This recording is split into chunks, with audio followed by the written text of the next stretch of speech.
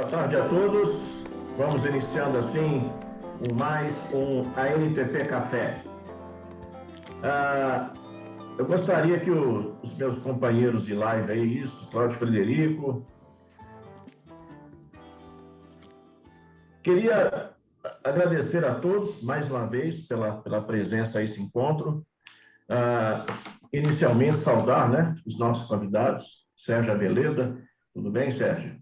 E também Germán Freiberg, que é também o nosso outro convidado para este encontro de hoje. O assunto é o regulamento dos transportes por demanda no Brasil, os ensinamentos da experiência mundial. Sérgio Aveleda, quem não conhece, né? Todo mundo conhece Sérgio Aveleda, coordenador do Grupo de Mobilidade Urbana do Laboratório de Cidades do INSPER, consultor em mobilidade urbana, e tem um histórico aí bastante grande e importante nos organismos de transporte público, tanto brasileiro quanto mundiais. Germán Freiberg é consultor e pesquisador em mobilidade urbana e um dos autores de um estudo que vai ser o foco desse encontro, desse debate de hoje. Ao meu lado, meu parceiro Cláudio Frederico, a quem eu passo a bola para que ele possa levantar e a gente começar esse debate. Só antes, falando do pessoal que nos apoia, certo, Cláudio? Começando pela Volkswagen Ônibus e Caminhões, que é um dos nossos apoiadores, nosso patrocinador dessa live específica, e o apoio institucional que a gente tem da Frente Nacional de Prefeitos, do Fórum Nacional de Secretários e Dirigentes de Mobilidade Urbana, da NTU, a Associação Nacional dos Transportadores Urbanos, e da FABUS, fabricante de ônibus e caminhões. E, claro, o apoio institucional que a Transdata vem nos dando desde a primeira live e continua conosco até hoje. A bola é sua, Cláudio. Boa tarde, companheiros Germán, Aveleda. Eu não vou repetir, porque eu já falei tantas vezes que eu acho que até as pessoas já sabem de cor.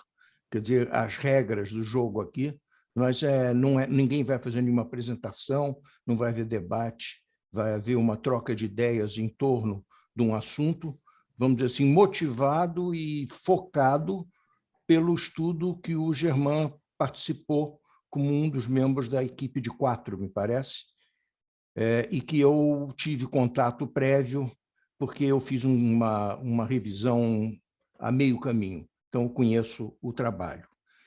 O objetivo continua, de certo modo, sendo o mesmo. Pode parecer que nós estamos derivando, mas o objetivo inicial que nós tínhamos sempre, a essa altura da emergência, chamemos assim, salvar o transporte público e a mobilidade saudável, continua sendo esse o objetivo.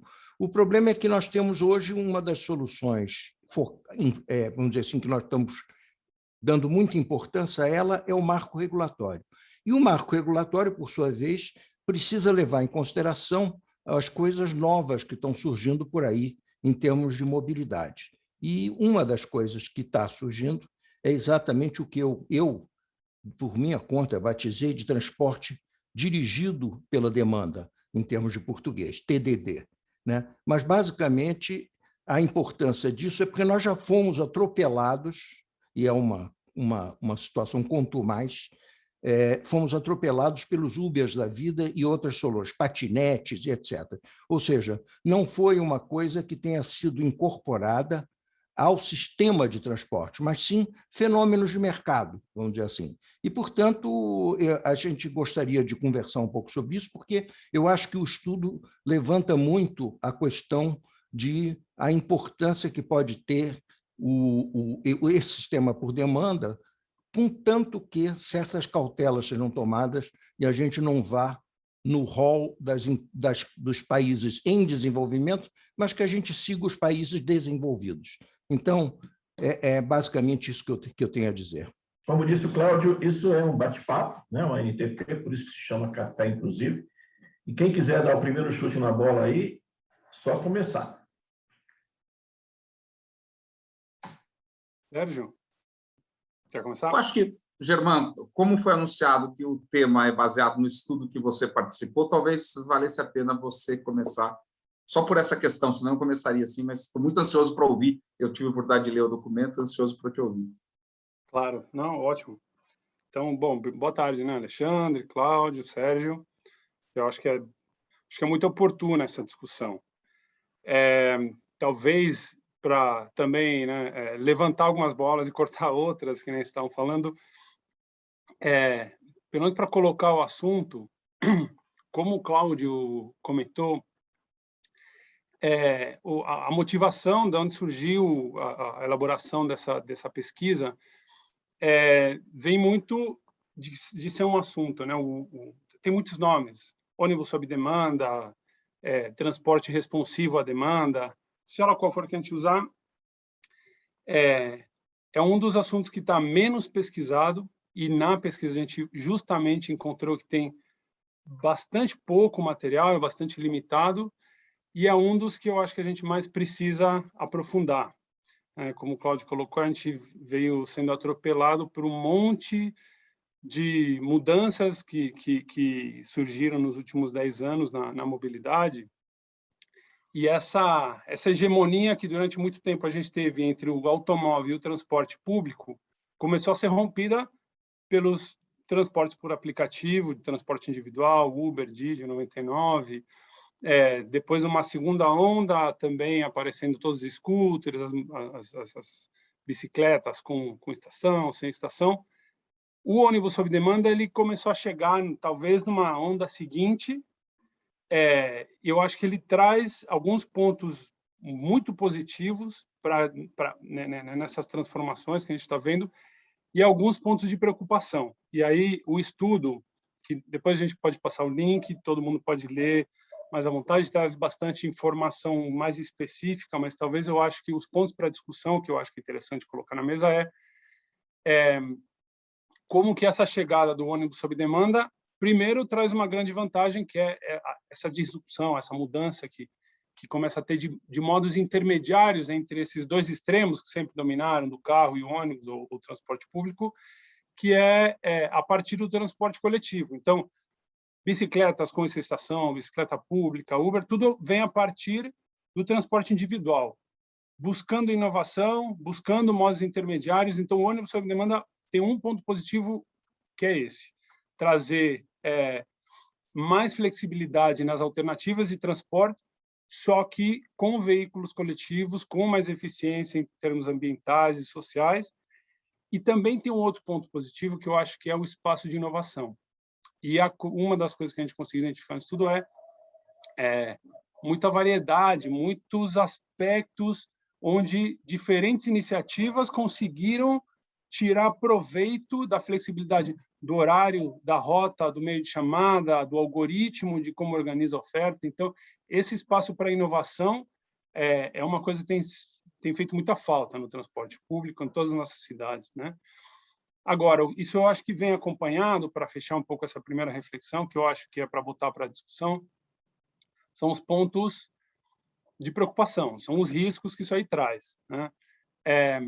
E uma das, talvez, principais conclusões que a gente conseguiu nesse primeiro esforço do estudo é que, na falta de informações detalhadas, ele basicamente se propôs a levantar muita informação e a consolidar e sistematizar, de ônibus sob demanda no mundo inteiro, mas com foco em complementar as informações que mais faltam, que é na América Latina e no sul global, que é mais incipiente como fenômeno, e que aí mostra como uma grande diferença, como o Cláudio comentou, que enquanto nos Estados Unidos, na Europa, na Austrália, o transporte sob demanda ele foi introduzido muito mais por iniciativa do próprio poder público, como uma forma de flexibilizar os sistemas convencionais, as redes de transporte público.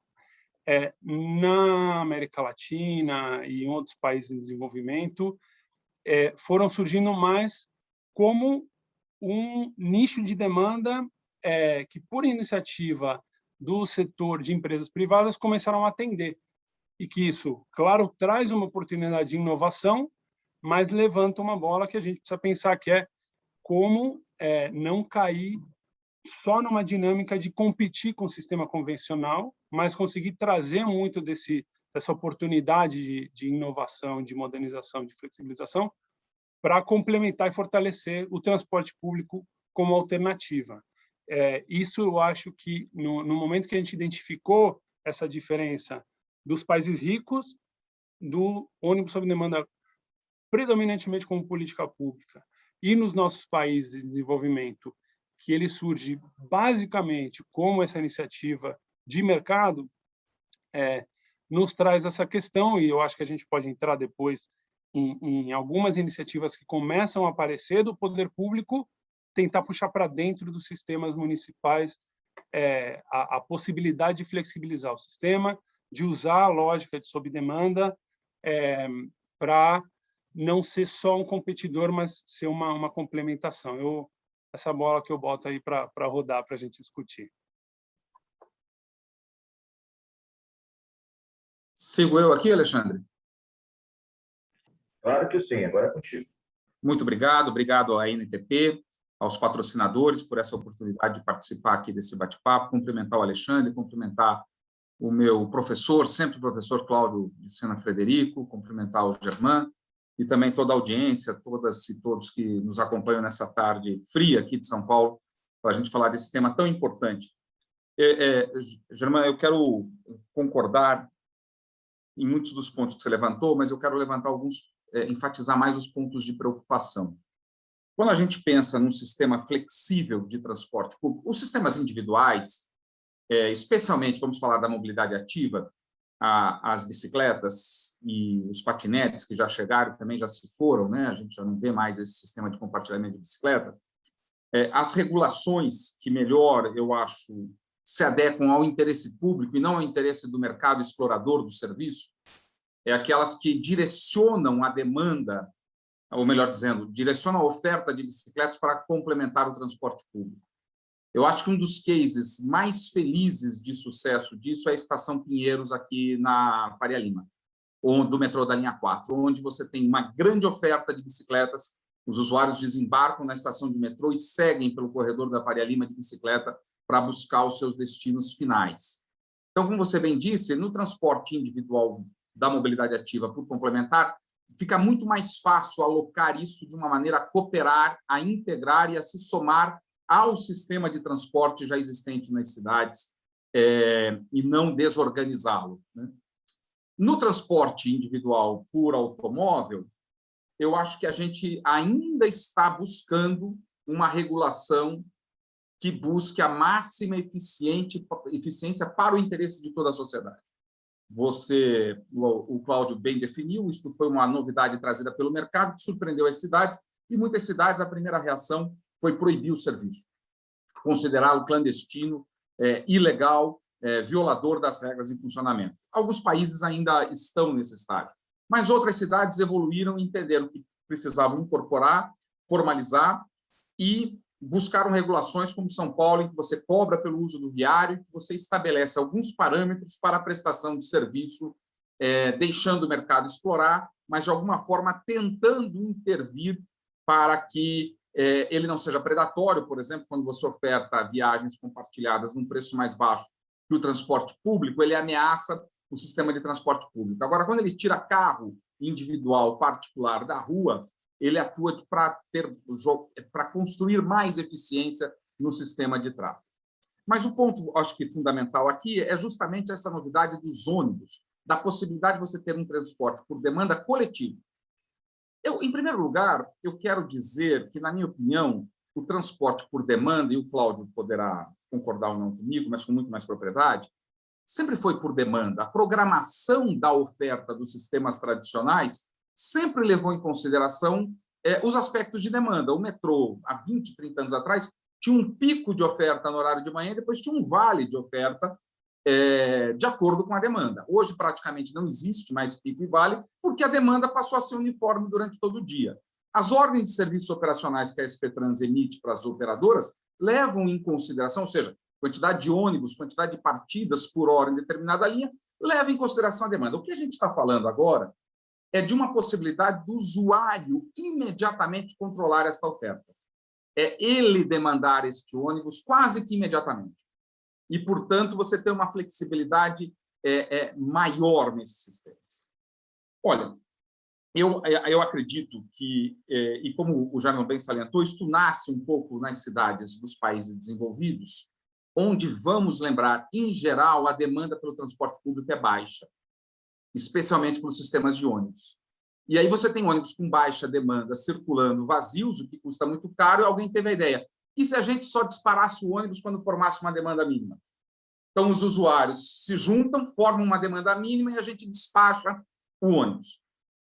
Na grande maioria dos serviços de transporte coletivo que a gente tem num país como o Brasil em desenvolvimento, isso não faz o menor sentido, porque você já tem uma demanda considerável. Mas nós temos alguns pontos no nosso serviço, aqui em São Paulo eu vou registrar, por exemplo, o serviço da madrugada, em algumas regiões da cidade em que faria todo sentido você programar a oferta de acordo com uma demanda quase imediata.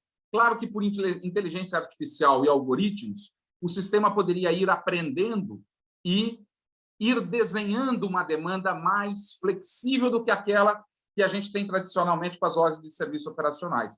Aí eu vejo muita vantagem. Agora, não me parece fazer nenhum sentido, especialmente na crise de sustentabilidade financeira do transporte público, as cidades permitirem que quem quiser comece a oferecer agora ônibus concorrendo com serviço público oficial e que vai ser acionado por aplicativo. Isso não faz nenhum sentido. Isso é destrutivo de valor de todo o sistema. E mais, Alexandre, Cláudio e Germano, nós levamos décadas para construir a ideia de um sistema de transporte.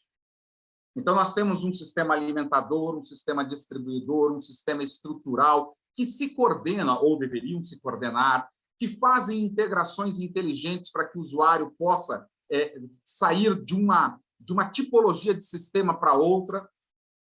Se não houver uma regulação com vista à integridade do sistema, e começar a ter ofertas de vans e ônibus conforme o mercado queira oferecer, nós vamos desmontar a lógica de sistema e vamos retroceder décadas na qualidade e na sustentabilidade do sistema de transporte público. Porque eu não tenho dúvida, todo mundo quer oferecer ônibus por demanda aqui na Avenida Paulista, no corredor da 9 de Julho.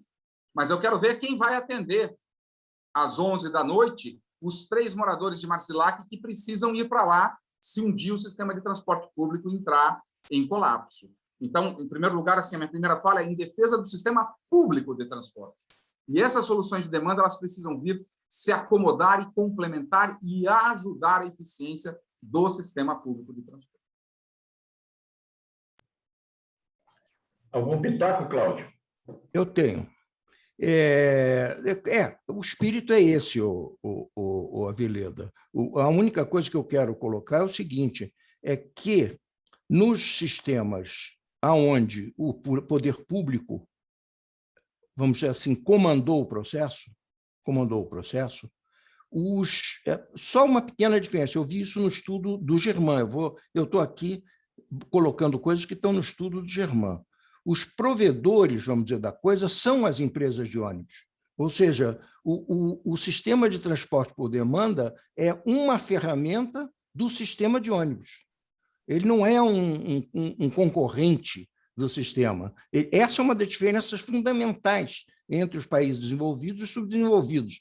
Em desenvolvimento, pessoal, agora não existe mais subdesenvolvido, agora todo mundo é em desenvolvimento. Mas, enfim, vamos dizer assim, e isso eu achei muito interessante que aparece no estudo, esse detalhe, que é, enquanto no Uber os motoristas são autônomos, vamos chamar assim, e obedecem a uma rede de comunicação, os sistemas de ônibus sob demanda nesses países, eles são contratados pelas empresas de ônibus que compram os veículos, contratam como funcionário os motoristas, né? e designam determinados horários e locais que sejam convenientes para se conseguir ou a redução do custo do sistema de transporte existente ou a melhoria da eficiência, e que são regiões de baixa demanda. Você colocou a rede da madrugada, que eu participei intensamente por anos dela, teria sido uma sopa no mel contar com um sistema sob demanda. Seria uma sopa no mel, seria muito melhor do que o sistema sozinho que foi implantado, poderia ter sido muito melhor. Então, basicamente, só para alertar esse fato, eu acho que o meu ponto fundamental, e que eu queria trazer o estudo do Germain, é que o estudo do Germain enfatiza o fato das vantagens, quando bem aplicadas, do sistema, né? Mas contanto que ele seja algo que vem potencializar a competitividade do transporte público. Vou emendar uma coisa, posso emendar aqui na fala do Cláudio, Alexandre? Claro, claro. Vai lá. Então, eu acho que esses pontos são fundamentais que talvez... Aliás, primeiro, antes de mais nada, o estudo... o Cláudio ficou falando do estudo do Germain, também aqui reconhecer e a participação de todos os outros, do Leonardo Bueno, da Bruna Pisol, do Davi Escalante, da Tânia Pérez, e aí esse esforço conjunto e que deu uma boa trabalheira de juntar muita informação dispersa de muitos contextos regionais diferentes, de muitos contextos urbanos e econômicos diferentes, regulatórios. E nesse sentido, até antes de voltar ao ponto específico, mas que eu acho que ajuda a mostrar um pouco o desafio que tem pela frente, é que tem uma diversidade muito grande de modelos de como organizar a prestação de serviço, de como contratar e de formas de usar a flexibilidade que esse tipo de serviço um pouco trouxe aí para o campo, né? Trouxe para esse terreno do transporte público. E realmente, como o Sérgio estava colocando, o transporte ele é dimensionado tipicamente pelo perfil da demanda estimada, olhando para o retrovisor. Aí a gente projeta, olhando, né, do retrovisor, olha para frente e fala, deve ter mais ou menos essa demanda. E um pouco essa tecnologia que abriu a porta, começando pelo Uber, Didi e companhia, e depois pelas bicicletas, eles abriram um pouco essa possibilidade de uma programação muito mais em tempo real. Os algoritmos também trouxeram muitas coisas interessantes, e em algumas entrevistas que a gente teve para fazer o estudo, trouxeram também uma característica de um sistema muito dinâmico. Então, vários desses sistemas foram mudando a forma de organizar e de contratar. E tem muita diversidade, em relação ao que o Cláudio falou, de como se contrata, tanto o poder público contrata o provedor tecnológico, o provedor de ônibus, a quem pertence o motorista, a quem é que contrata os motoristas, quem é que tem a frota. Isso é uma das coisas que também marca a diferença com, por exemplo, um modelo transporte individual por aplicativo. É um modelão que foi sendo espalhado em muitos contextos, em países diferentes, em que é aquele mediador entre a demanda e a oferta, não tem muita responsabilidade direta sobre, né, a mão de obra, nem a frota, nem a demanda, e um Uber, no 99, funciona como esse intermediador. No caso do ônibus sob demanda, a gente vê muito mais variedade de como se organiza e como se insere dentro dos sistemas de transporte público de várias cidades. Então, eu acho que aqui, para fazer para exemplificar isso que a gente estava falando e o que o Sérgio e o Cláudio estavam reivindicando, que assim, eu concordo totalmente, de como incorporar essas vantagens e esse espaço de inovação para o sistema de transporte público. A gente vê que tem várias funções que ele consegue cobrir em diferentes lugares. No caso de sistemas alimentadores, então, tem várias cidades, a região metropolitana de Paris, né, a Île-de-France, outras, Estrasburgo, na França, Los Angeles, tem várias cidades que o próprio poder público delimitou uma série de áreas onde a demanda é muito menos concentrada. Então, em vez de ter rotas fixas alimentando estações de integração, licitaram, ou por algum outro meio, mas fizeram uma contratação direta por parte do poder público, seja um provedor que já traz consigo uma plataforma que organiza a oferta em função da demanda mais em tempo real, ou a empresa que estava encarregada dessa área do transporte público da cidade, desse lote, foi levada a que subcontratasse, mas sob sua responsabilidade, como parte do sistema da cidade, de forma integrada, com a mesma tarifa, flexibilizasse esse serviço. E aí é onde vem os algoritmos que eles explicavam, vários estágios, né, várias gerações do algoritmo em muito pouco tempo que eles conseguiram desenvolver, onde quem se apropriou disso é o sistema de transporte público da cidade e, em decorrência, a própria população de forma direta. Não como uma alternativa que pudesse correr o risco, que é o que a gente observou aqui na década de 90 em outro contexto, mas que era essa concorrência com o sistema de transporte público, e que a gente vê aqui que existe esse risco de uma possível precarização do transporte, e que esse nicho absorve uma viagem mais curta, que está disposta a pagar um pouco mais, e esvazia uma coisa que dá um pouco mais de produtividade. É um sistema que, com todos os problemas que tenha, por enquanto está financiado basicamente pela receita tarifária. E, portanto, esse equilíbrio frágil que a gente hoje tem, até não ter um subsídio maior a esse tipo de serviço, vai ficar ainda mais comprometido, se a gente não olhar com muito cuidado, e isso não virar mais uma forma de alimentar o ciclo vicioso que o transporte público já vinha e que a Covid veio aqui para terminar de quebrar as pernas, né? Eu só queria, viu, Germano, desculpe, mas te interromper, já interrompendo, só queria, baseado muito no que todos vocês falaram, o Francisco Cristóvão, que todos vocês conhecem, faz uma pergunta aqui provocadora. Ele pergunta por que os poderes concedentes não estimulam as empresas operadoras, ou seja, os empresários que já têm contratos de concessão, a desenvolver novas modalidades ou novas opções de atendimento aos clientes. Aí ele finaliza. Isso é rigidez contratual ou falta de criatividade? Quer começar aí, Sérgio? Vou responder eu aqui.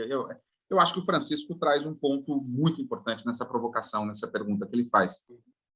Primeiro, fico muito feliz de ver um consenso aqui na mesa a respeito desses pressupostos que eu tentei trazer na minha primeira fala, de que esta modalidade mais flexível deve vir capitaneada, ou melhor dizendo, incluída dentro da ideia do sistema de transporte público e não para fora do sistema. Uhum. Eu absolutamente acredito, pela última fala do Germán, nós não estamos numa fase de equilíbrio frágil, nós estamos numa fase de desequilíbrio grave dos sistemas de transporte financiados apenas pela tarifa, ou então comprometendo parte do orçamento municipal das cidades que se comprometem em subsidiar o transporte público corretamente. Aliás, quero salientar. Eu acho, Francisco, que tem as duas coisas. Eu acho que tem uma dificuldade contratual, os nossos contratos ainda não incorporaram essas soluções, são contratos de... Se os contratos foram firmados há 4 anos atrás, eles já estão fora, digamos assim, destas soluções. Há 4 anos atrás, essas soluções estavam iniciando no mundo. Então, era difícil que os contratos previssem essas alternativas. Segundo, tem um natural conservadorismo, que muitas vezes é até saudável na gestão dos sistemas que nós temos. Muitas novidades que aparecem vão desaparecer logo em seguida e podem, quando incorporadas sem uma reflexão mais profunda, levar a situações de agravamento de crises ou de colapsos ou de desequilíbrios. Mas eu acho que, e esse estudo, eu acho que complementar a WRI, o Germán, quem conduziu o estudo, meu colega Davi Scalante, todos eles, eu acho que esse estudo vem para contribuir para consolidar uma literatura de bons exemplos quando, capitaneado pelo poder público, valendo-se dos prestadores de serviços que aí estão, você pode pensar em otimizar rotas que não são eficientes com oferta de veículos grandes ou veículos médios e com horários fixos. Por exemplo, a Rota da Madrugada em São Paulo, que é um sucesso, quero registrar aqui, tem uma demanda, mas tem alguns pontos que você não precisava ter uma partida de um ônibus, mid-ônibus, a cada meia hora. Você poderia ter uma partida randômica, por exemplo, no horário que fecham os restaurantes, a mão de obra que termina de trabalhar teria um pico e depois você poderia diminuir essa oferta. E, como bem disse o Germán, com a capacidade de geração de dados e processamento de dados hoje, através de algoritmos e inteligência artificial, você poderia reagindo esta oferta, essa demanda, de uma maneira muito mais eficiente. Então, fico feliz com este consenso. Então, acho que é isso, Francisco. Acho que tem uma limitação contratual, porque os contratos não estão adaptados, a gente precisa tentar influenciar as novas licitações para que prevejam essas soluções, e um pouco de conservadorismo, que eu volto a dizer, não é de todo ruim. ficar incorporando novidades em sistemas como os nossos o tempo todo pode levar a riscos. É preciso deixar a onda bater e ver a espuma que fica para depois a gente reagir e incorporar isso ao sistema ou não. Bom, gente, eu queria só fazer um pequeno intervalo. Depois tem uma pergunta interessante do Álvaro Gonzalez também, para os nossos dois colegas, para que nós pudéssemos rodar um vídeo aí do o patrocinador do programa ANTP Café, a Volkswagen Ônibus e Caminhões. Por favor. Todo frotista sabe o quanto o transporte coletivo exige dos veículos diariamente. Por isso, a linha Volksbus evolui constantemente ancorada na palavra dos nossos clientes. Em todos os mercados onde atuamos, nossas equipes de campo ouvem as necessidades, as sugestões e os pedidos dos clientes. Depois disso, todas as informações são estudadas, lapidadas e organizadas por especialistas para que em seguida sejam encaminhadas para nosso time de engenharia. Partindo dessas demandas, iniciamos inúmeras análises e avaliações. Usando as melhores tecnologias, concebemos e testamos os produtos exaustivamente até atingirmos os melhores resultados, sempre com foco na robustez, eficiência e rentabilidade. As inovações contam ainda com os conceitos da indústria 4.0 e a agilidade de produção do consórcio modular, que nos colocam sempre à frente. Esse é o nosso jeito de atender às expectativas dos clientes e ir sempre além. Ouvir para transformar necessidades em soluções faz parte do nosso DNA. Conheça nossas soluções em produtos e serviços e, desde já, você está convidado a contribuir conosco para sempre oferecermos o melhor produto para o seu negócio.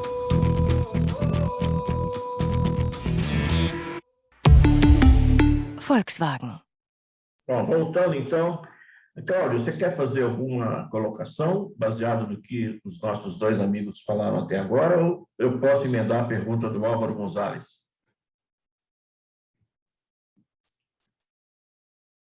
Pode fazer. Manda bala na pergunta.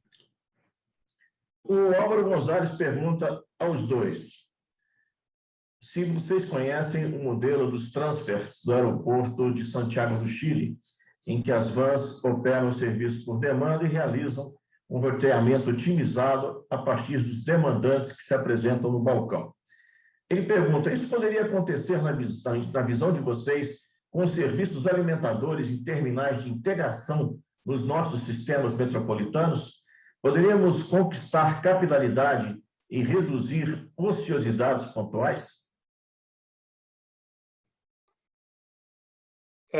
Se quiser, eu acho que eu posso começar trazendo primeiro uma informação mais geral do estudo, que a gente tentou fazer nessa limitação que tem de sistematização dos diferentes tipos de serviços que tem sob demanda, de transporte coletivo sob demanda.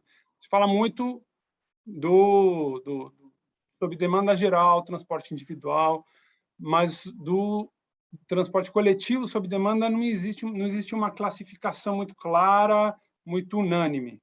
Então, a gente fez um esforço, pelo menos, de propor uma classificação, porque é muito variado. Então, o principal grupo que a gente tentou abordar em mais detalhes são os que a gente chamou de público geral, que basicamente é os que operam na cidade como mais uma alternativa para realizar as viagens cotidianas.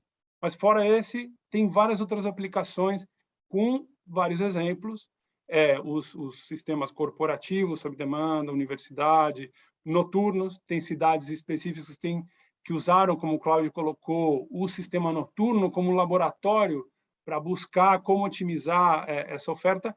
E uma das coisas, das alternativas que tem há mais tempo é justamente os shuttles para o aeroporto. Então, os Estados Unidos tem esse tipo de serviço, por exemplo, eu não conhecia especificamente esse de Santiago do Chile, mas a gente coloca lá esse tipo de serviço.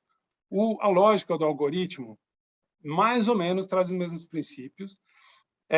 Inclusive, tem empresas que oferecem esse serviço de transporte público sob demanda, transporte coletivo sob demanda, que, ao mesmo tempo, tem como outras janelas de outros tipos de serviços, onde oferecem o fretado sob demanda. No Brasil, a gente chamaria, né, aqui, pelo menos em São Paulo, esse fretado sob demanda. Aqui no Brasil mesmo, a gente vê já o intercidade sob demanda, com uma série de disputas judiciais também. Então, alguns tiveram algumas suspensões, depois voltaram a operar, e, de certa forma, também reflete um pouco desse conflito que a gente estava apontando, que existe um sistema concessionado do transporte entre cidades, entra essa modalidade como nicho de mercado e sem que o poder público procure fazer uma intermediação de como incorporar esse tipo de serviço, de forma que se complementem e estejam disputando. Esse é o problema que a gente também tem que começar a tentar antecipar nas cidades, no âmbito urbano.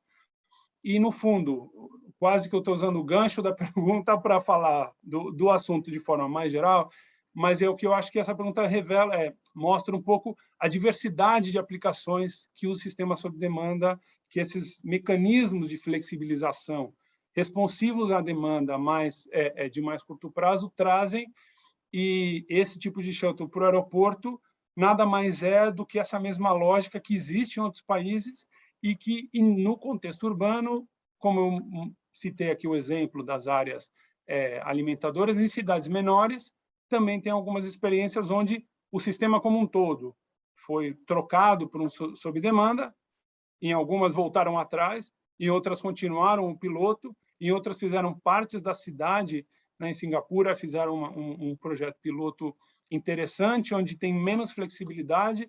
Ao longo de corredores, tinham umas linhas que flexibilizaram o itinerário, então não é uma rota completamente livre, como é o sistema, por exemplo, o de Goiânia e Fortaleza, que tem essa cobertura onde responde diretamente aos chamados de origem e destino na hora.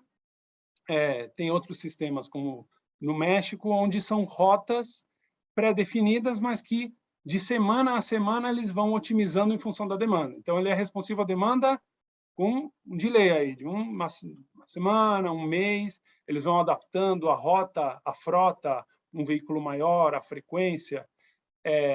Esse é o tipo de mecanismos que a gente tem que conseguir encontrar formas que nem,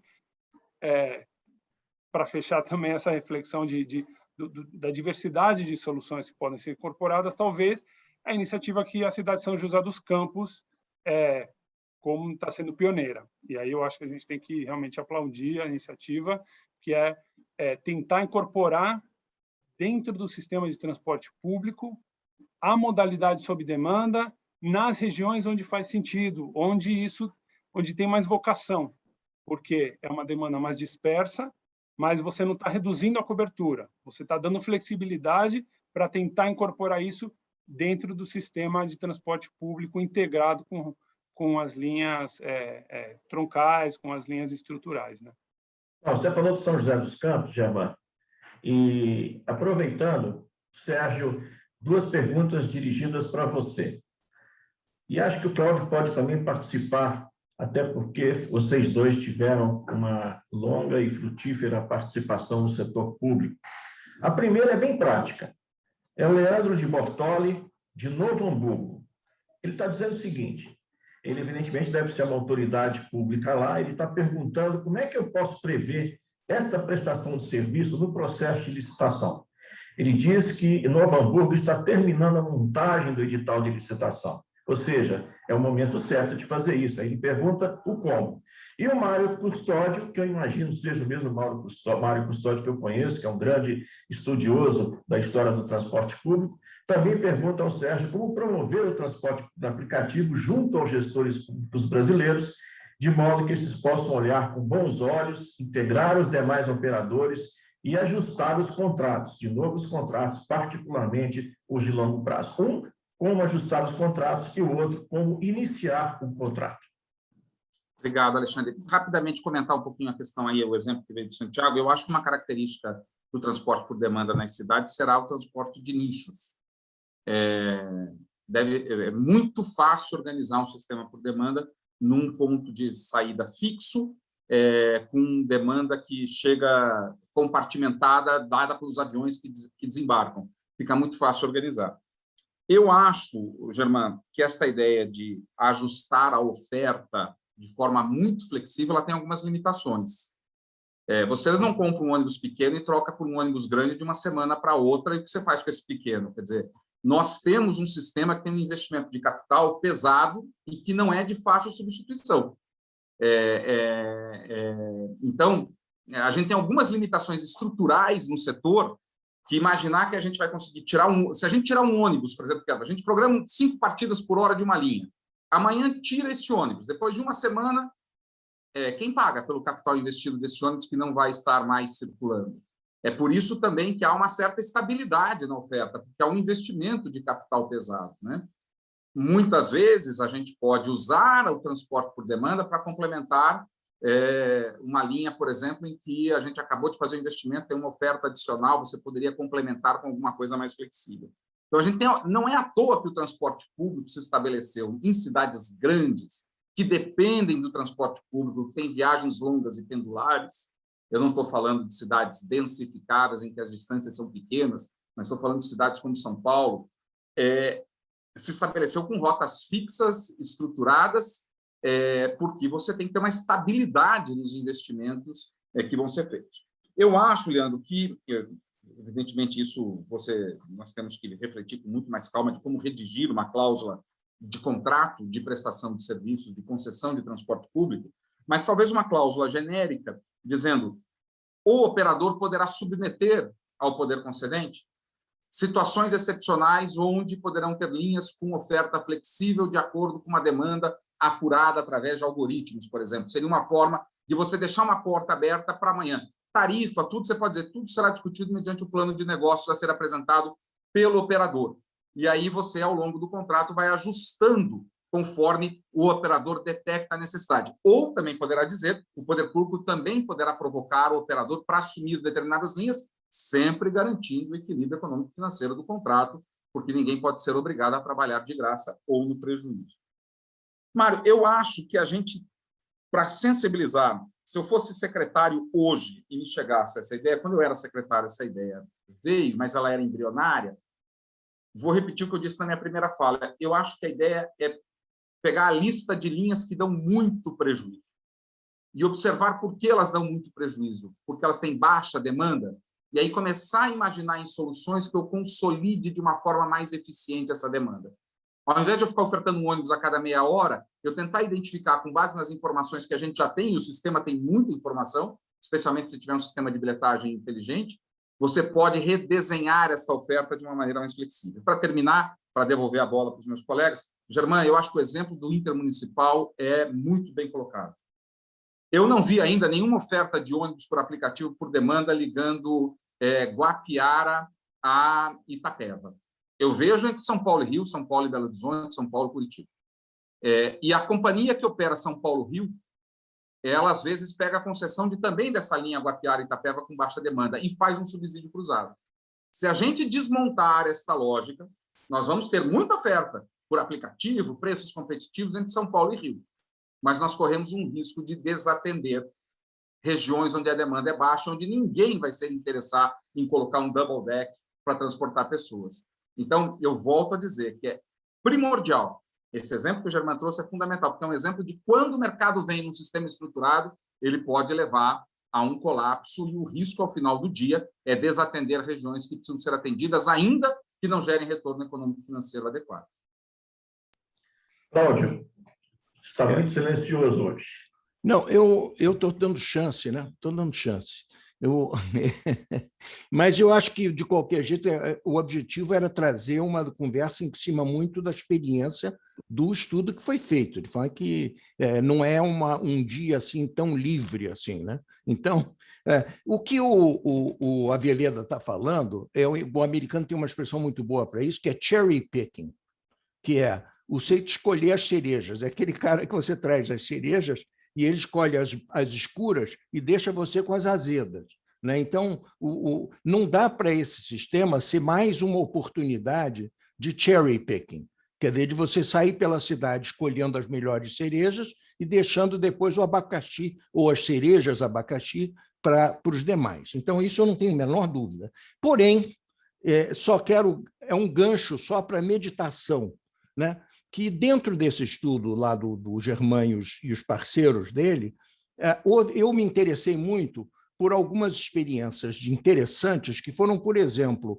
que a mesma frota de ônibus operava em determinado horário como rota fixa e em determinado outro horário ou dia da semana como sob demanda. Essa flexibilidade eu achei muito interessante, porque há muito tempo, por exemplo, eu fico um pouco angustiado com o problema de que o transporte público sempre, para mim, é associado a um navio negreiro. Quer dizer, ele é sério e leva o cara para trabalhar. Não vem querer brincar com o transporte público. Então, o cara vai para o carro, que é muito mais divertido, né? Então, chega no fim de semana, as linhas de ônibus são as mesmas, vão para os mesmos lugares, mas as pessoas não vão no fim de semana para os mesmos lugares. Como é que você resolve isso? Não, vamos fazer rota fixa no fim de semana. Mas o fim de semana vai ter menos demanda e é mais disperso, né? Então, por que não a mesma frota de ônibus operar no fim de semana por demanda e operar ou durante a semana operar até tantas horas por rota fixa e depois ter uma certa flexibilidade, né? Uma certa circularidade. E a outra coisa, a mistura da frota grande e a frota pequena pode ser feita tendo uma frota mista. Tendo uma frota mista, porque você tem, em qualquer lugar de uma cidade, mesmo grande, as linhas tem um bloco de demanda que é mais ou menos igual o dia todo, e tem um topo que é variável e vai acima. Então, você poderia ter um reforço que entra ali e você ter uma frota híbrida. Agora, o que eu quero levantar, meio para finalizar, porque nós já estamos chegando muito perto do fim, são duas perguntas. Primeiro, tudo isso só pode dar certo se a gente resolver a questão de ter receitas que não são as receitas de hoje do passageiro.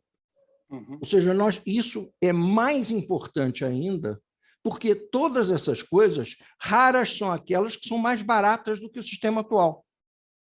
E, portanto, se elas são mais caras, nós estamos querendo melhorar a qualidade. E essa qualidade, para ser distribuída por todos e não só para a elite, precisa de um reforço de subsídio. Então, a questão de que o sistema por demanda tempo real ele vem aí e vai ser socialmente bom se tiver a solução de subsídio nacional. Senão, ele vai ser mais uma brincadeirinha de elite aqui no Brasil também. E a segunda coisa que eu quero fazer uma pergunta, deixar a pergunta, Germán, é o seguinte: vocês conseguiram chegar a ter informações de resultados? Porque a gente está discutindo tudo no pressuposto de que o resultado foi maravilhoso. Ninguém sabe direito. Eu sei da resposta, mas eu gostaria que o Germán explicasse. Mas o fato e os resultados? Foram bons? Como foram os resultados das experiências existentes? Deixa eu tentar fazer um percorrido rápido pelos pontos, para não deixar, pelo menos, só a bola quicando aí parar, mas porque eu acho que esse é um primeiro debate de uma discussão que ainda precisa ampliar muito, mas envolver mais gente. Concordo em número e grau a questão do financiamento, e, inclusive, essa diferença que a gente encontrou do transporte sob demanda como parte da política pública do governo, né, do Estado, do município, nos países ricos, e isso é das próprias entrevistas que a gente foi tendo com eles, é porque eles não têm a preocupação de que tem que ter receita suficiente para cobrir o custo.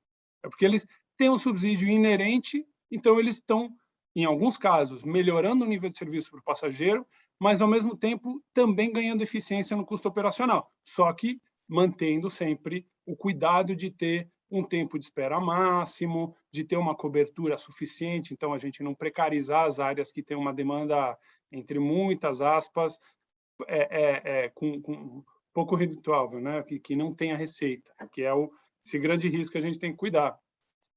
E o caso de Paris, o que você comentou, Cláudia, é o caso de Paris, onde eles, no pico, usam essa mesma frota para reforçar a capacidade concentrada, e fora do pico opera livremente pelo algoritmo para atender com esse veículo menor, que tem um custo operacional menor, ou seja, o capital é o mesmo que tem, o custo de capital é o mesmo, a frota é a mesma que tem para dar conta da área, do momento da hora de maior demanda, combinando os ônibus maiores e os menores para complementar essa capacidade. Fora do pico, eles tiram de circulação parte da frota de maior capacidade e a de menor capacidade, com maior flexibilidade, com menos custo, com a mesma eficiência, com mais eficiência, eles conseguem dar complementar a oferta de forma mais livre. E aí, para fazer o gancho também com esse comentário que eu acho que o Sérgio colocou, que é crucial, que a introdução não dá para ser feita como se fosse um laboratório do nada, porque nenhuma cidade tem condições, nem deveria sair incorporando uma frota do nada, sem equalizar com essa visão da concessão de longo prazo.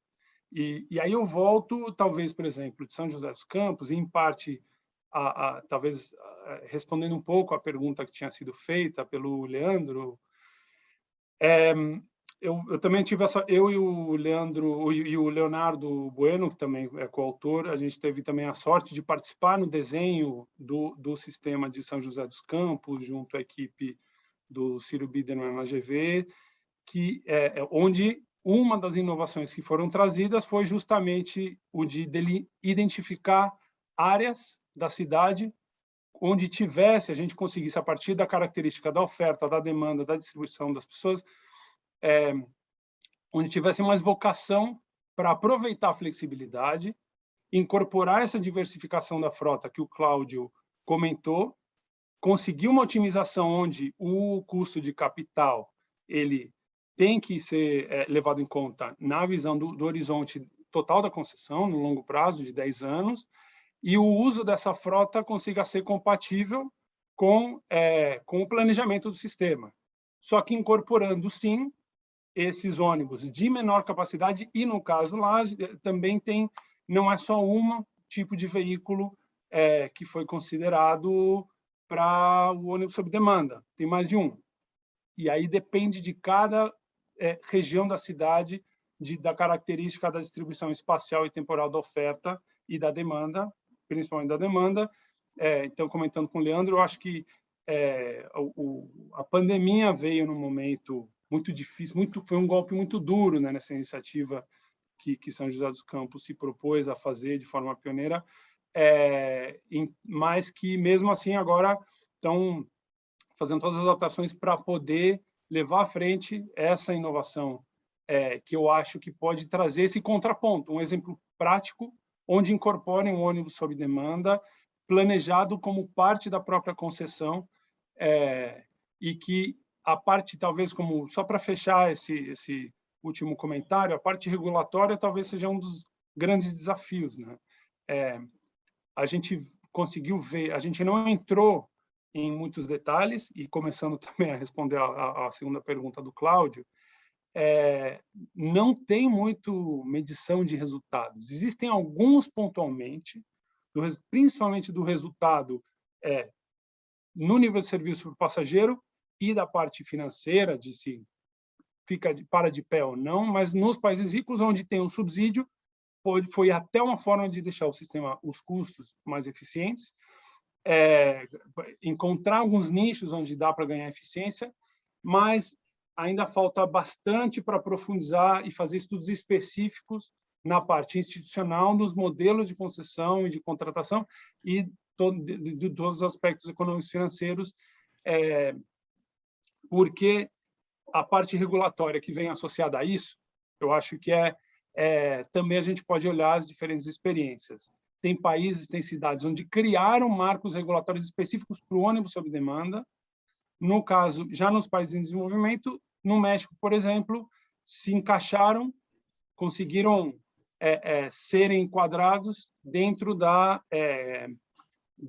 legislação específica para o transporte por aplicativo individual. Então, Uber, Didi, companhia. Diferentemente daqui, onde nas cidades onde foi implementado, e tanto no México quanto aqui não foram como um sistema integrado parte do transporte público, mas é um outro modo concorrente, né, com o sistema de transporte público. No caso daqui, foi enquadrado como um bônus, como um serviço adicional atrelado aos operadores existentes, mas onde não tinha um enquadramento claro de como o ônibus sob demanda poderia entrar. Tem outras, na própria Europa, uma mesma empresa que começou na França, implementou com uma legislação especificamente definida para o ônibus sob demanda, quando foi para Portugal e para a Espanha, também terminou encontrando em um lugar, e na legislação de transporte coletivo, mas não específica do transporte sob demanda, e em outros lugares aproveitando a legislação para Uber, Didi, Cabify, e se enquadrando dentro disso. Então, cada país e cada cidade vai ter que buscar ativamente como definir essa legislação, da mesma forma que a gente teve a experiência aqui no Brasil, em diversas cidades, de uma vez estava colocada a realidade da entrada do transporte individual por aplicativo, buscar um aprimoramento de como regulamentar e como fazer com que seja criar as condições para ter o melhor proveito para a cidade, para a população, e que não seja unicamente a oportunidade de mercado e de negócio, que algumas pessoas conseguem se beneficiar disso, mas outras, que nem foi colocado aqui, na periferia, onde isso não vai ser um bom negócio, é quem vai, no final, arcar com o custo e com a precarização do sistema no longo prazo, né? Bom, Germano, eu só um monte de coisa em pouco tempo. Não, tudo bem. Eu só queria, só para situar aqui, o Leandro de Bortoli, ele é diretor de transportes de Novo Hamburgo, e o Álvaro Gonzalez, que fez a pergunta também, ele é da equipe da Secretaria de Transportes do Estado do Rio de Janeiro. Agora, uma pergunta para a gente meio tentar finalizar aqui. Ela foi dirigida aos dois, né, pelo Oswaldo Lima Neto, que é professor da Universidade Federal, Pernambuco. Ele quer saber como funcionam os dois sistemas de Goiânia e Fortaleza. E aproveitando o gancho de Goiânia e Fortaleza, a gente quer convidar todos para a 103ª reunião do Fórum Nacional dos Secretários de Dirigentes de Mobilidade Urbana, onde essas duas cidades estarão presentes e onde esse tema, inclusive, será um dos temas centrais dessa reunião do Fórum. Então, a bola de novo com vocês, e só pedindo um pouquinho agora de síntese, né? Porque nós, infelizmente, estamos chegando à conclusão do nosso tempo aí. Por favor. Obrigado.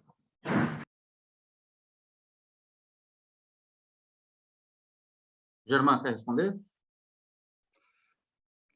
Se você quiser, não, pode começar.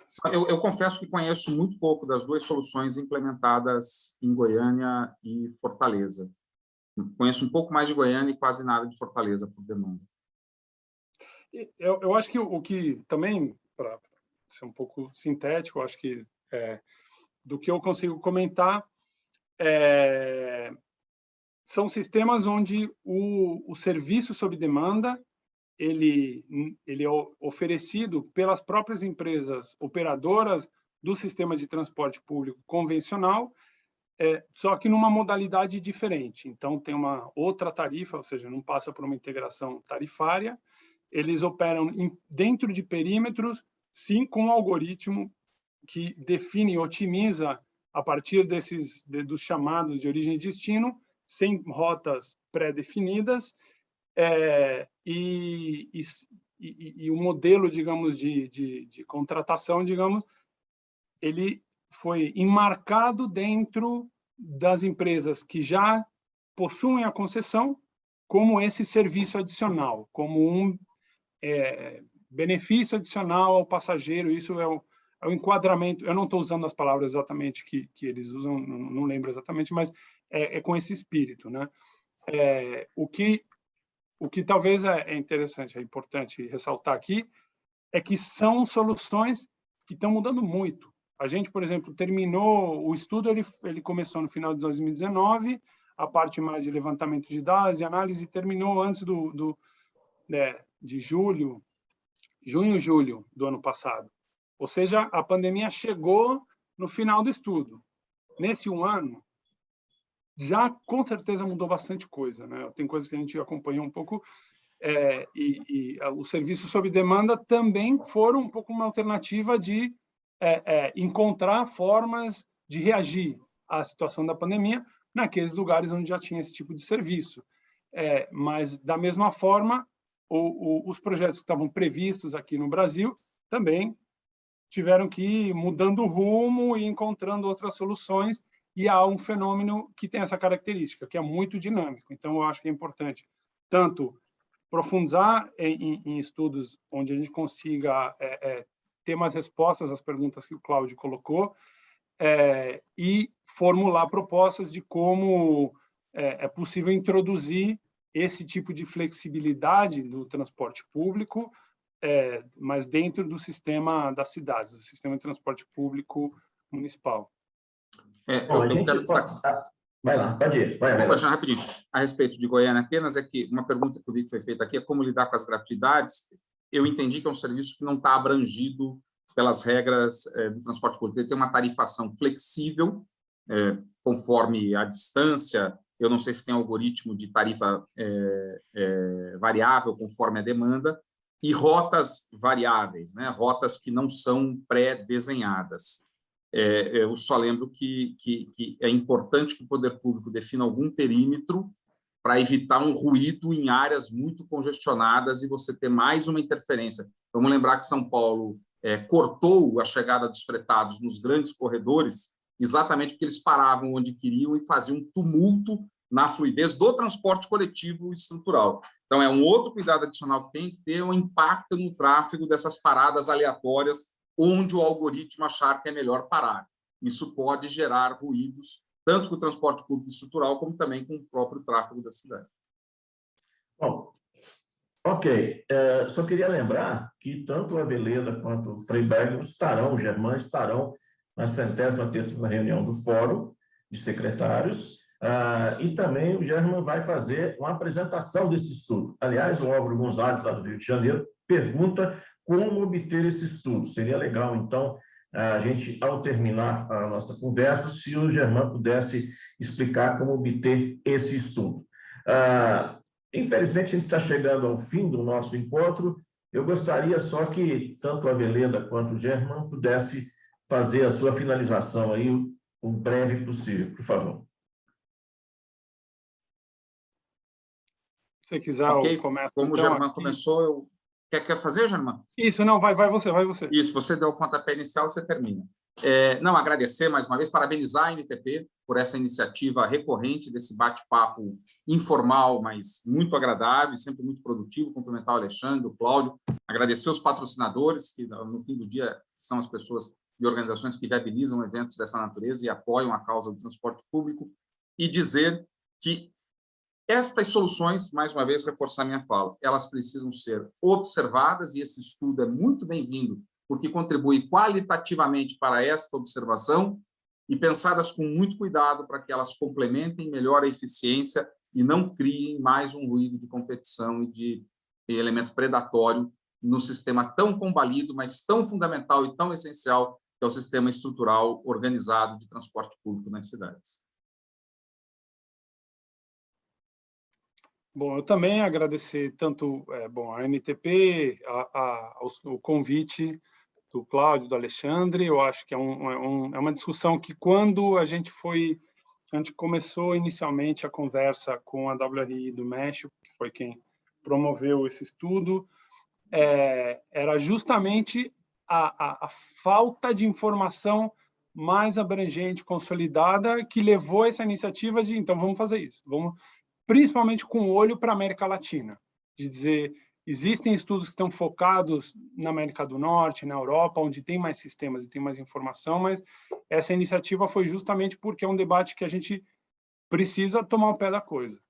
A realidade que a gente tem visto de todas essas inovações trazem soluções interessantes, com bom potencial, sim, criam espaços de inovação, mas podem cumprir um papel também nocivo em termos do ciclo vicioso do transporte público, que a gente tanto discute e tanto preocupa em relação ao financiamento e à competitividade do transporte público frente às alternativas que aparecem. Então, quanto mais a gente conseguir se antecipar a isso e buscar caminhos para que, tal como o Leandro de Novo Hamburgo estava perguntando, poderem tomar a iniciativa de incorporar nas novas licitações, nas novas concessões, esse tipo de modalidade, esse tipo de flexibilidade, melhor. Não tem respostas prontas, vai depender muito de cada sistema, mas o acúmulo de discussão e trocar essas experiências, com certeza, podem contribuir para isso. Então, obrigado de novo, Cláudio, Alexandre, pelo convite. Sérgio, acho muito bom esse bate-papo aqui. Semana que vem vamos continuar. E a todo mundo que estava assistindo, o estudo, eu não consigo ver aqui no chat um lugar onde eu possa postar. Eu passei para você, Cláudio, aí o link no site da WRI México. Se vocês procurarem por Demand Responsive Transit, provavelmente vocês vão conseguir achar. Então, mas se não, talvez a gente consiga disponibilizar o link no site lá do chamado do evento. Mas procurando no WRI México, Demand Responsive Transit, no Google vocês devem achar, senão a gente coloca o link aqui. Obrigado a todos. Obrigado a todos. Então, eu só gostaria, só para o Cláudio tecer seus considerandos e finalmente, e aí eu faço o fecho desse nosso encontro ANTP Café.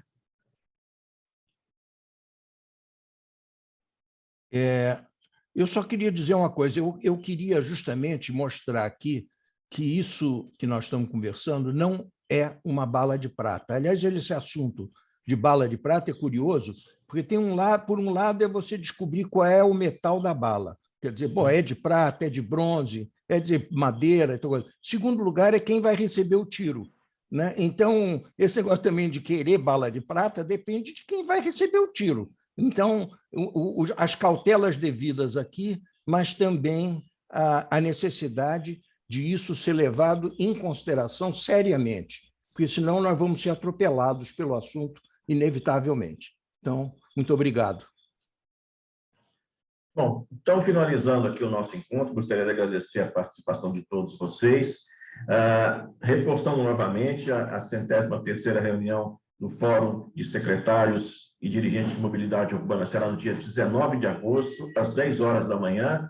O pessoal pode pegar mais detalhes, inclusive, da programação, forma de participação no site da ANTP, antp.org.br. Gostaria também, finalizando esse encontro, de agradecer aos nossos dois participantes, tanto o Sérgio quanto o German. Gostaria também de agradecer aos nossos apoiadores institucionais, a Frente Nacional de Prefeitos, a NTU, o pessoal da FABUS, né? Associação que reúne os fabricantes de ônibus, e gostaria muito também de agradecer ao apoio comercial da Volkswagen do Brasil, ônibus e caminhões, que tem nos apoiado para a manutenção deste programa no ar. E gostaria também de agradecer a Transdata, que tem possibilitado essa transmissão constante desde o primeiro ANTP Café, e que eu espero que continue conosco até a 100ª edição deste encontro. Queria agradecer a todos presentes, então, e principalmente a vocês que nos assistiram com a sua paciência, mas principalmente com a sua inteligência e amorosidade. Muito obrigado a todos. Até um próximo encontro.